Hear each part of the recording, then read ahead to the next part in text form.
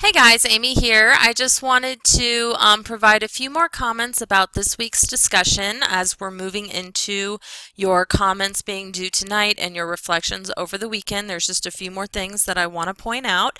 I'm not going to go too in depth like I normally would because I've already given you guys some feedback this week and I don't want to overwhelm you and I want to keep your workload manageable, but I do want to point out some strengths that I'm seeing going on in this week's discussion and some things that I think you'll be able to use for your campaign analysis essays, for which the rough drafts are due next Wednesday. So the first thing I want to point out is that there are some really good conversations going. I mentioned that I like this week's discussion prompt because the focus is more on the technical aspects of actually creating your blog and less on what you're actually writing about. And so I let you choose your topics, and so I get to know you guys a little bit as you're choosing things to write about that are really personal to you.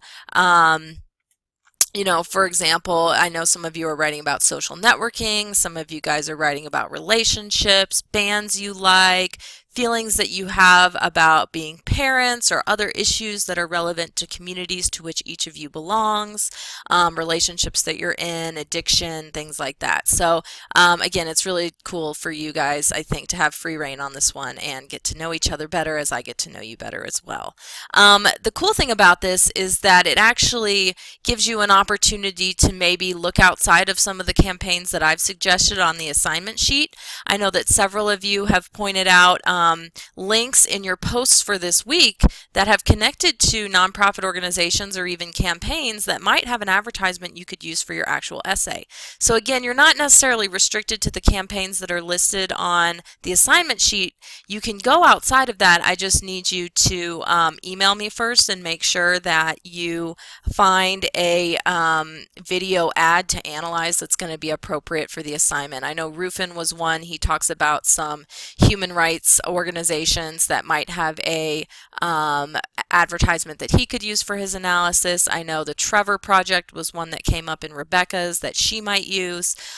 So again, if you are going to go outside of the campaigns listed on the assignment sheet, that's fine, but please just pick an ad that you're thinking of analyzing and send it to me first so that I can approve it, so that you're not setting yourself up for disappointment when you spend all this time analyzing an advertisement and then it turns out it wasn't appropriate for the assignment. So just make sure you're running those by me first. I also want to point out that this has led to a lot of really good in-depth discussion, and instead of pulling out actual excerpts, I just wanted to show you a couple of the threads because my focus here is mostly on the entirety of the conversations that are happening. So look, for example, at Rebecca's thread. She's got her original post. I've provided some comments, she's responded, and she's gotten some comments from from classmates and feedback from classmates that have allowed the conversation to just really take off. Look at the depth of these comments here. Every comment that Rebecca receives, she provides a reply to as well. She's got a couple of classmates that are weighing in. You can see she's part of the conversation all the way through. The original commenters are coming back. And so it's like one big conversation going on here between, in fact, about 5 or 6 of us. And so it's almost like working in a small group the way you would imagine in a classroom. Another one that was happening like that that I remember was Alexandra's, and let me see if I can find hers here quickly. Flipping through. Yeah, here it was. Okay, so she has her original, and I made a suggestion, and then she responded to that, fixed the problem, as she says. And then from there, you can see it really takes off with several comments that she received, a conversation here between Alexandra and Denisha that just is back and forth, almost like a phone conversation or a text conversation, just playing out over the discussion board. So I thought that was really effective. Also notice here that the really good conversations we're seeing are all ones in which the original writer is checking back very frequently and replying to the comments that they received. And so we saw that in Rebecca's post as well. So that's just going back to what I was saying earlier in the week. When you post something, don't just walk away for a few days. Come back and check, if not every single day, at least every other day, to see what comments you're getting so that you can then reply to those and keep the conversation going so it doesn't just hit that stopgap wall once the original writer stops checking in. And the other thing thing that I would just like to point out about this is that a lot of the topics that you guys are discussing this week with the more open-ended freedom in terms of the topics that you were able to write about, a lot of those topics will be appropriate or will apply to the next unit when we get into research and argument writing. So if you're talking about, for example, social networking or vaccines or addiction or mental illness or something like that in your post this week, keep that in the back of your mind if it's something you're interested in that you might want to do further research on when we get into the next unit. And then based on some of the things that I saw in both your original posts and in your comments, I just wanted to point out a couple of technical things. Remember that you have to include a header, a title, labels, links, and a background, if not a template, then an image in your actual blog. And so I noticed that most of you were doing really well with the header, title, and background, but the labels and links or tags, labels are also sometimes called tags.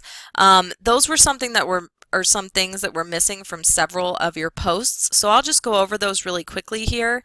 When we go into the Blogger interface and you're creating a new post, the way that you embed a link is by highlighting the text that you want to embed the link into and then clicking the link button. And then you would just copy and paste your URL there and it will link to that website. Okay, and then just click OK and it should turn blue and the link, you'll be able to see it there and test out that it works. So you should never see an actual URL written in text like this, you know, www.cdc.gov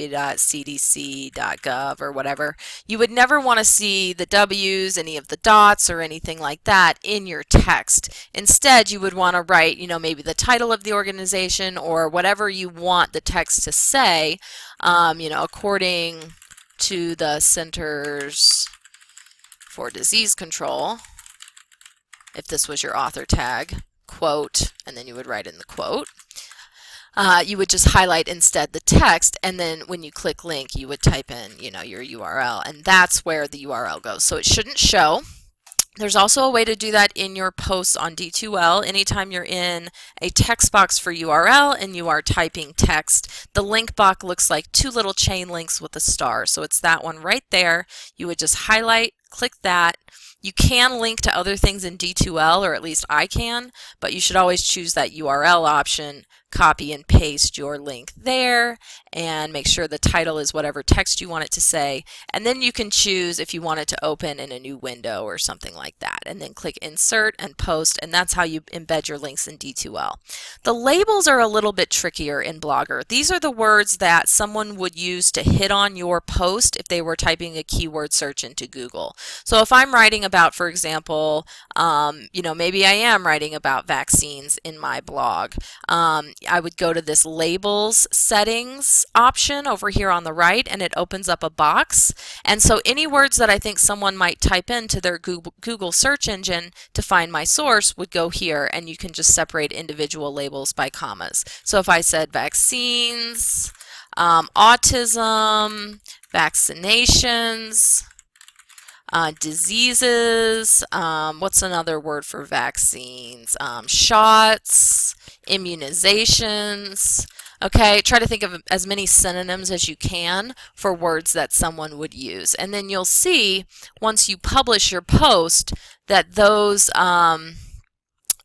once you preview your post, once you view it in the actual blog, those labels will show up underneath your post as words that someone would use to search for that post. So we need to do that just so that we can make our writing accessible to our audiences. If we don't have the labels, then no one would ever find your post online. So it's very important that you do that in order to make this genre accessible to the audience. And we know that without the audience, there's really no way for your writing to be successful. So, because we're trying to achieve our goals with a particular audience.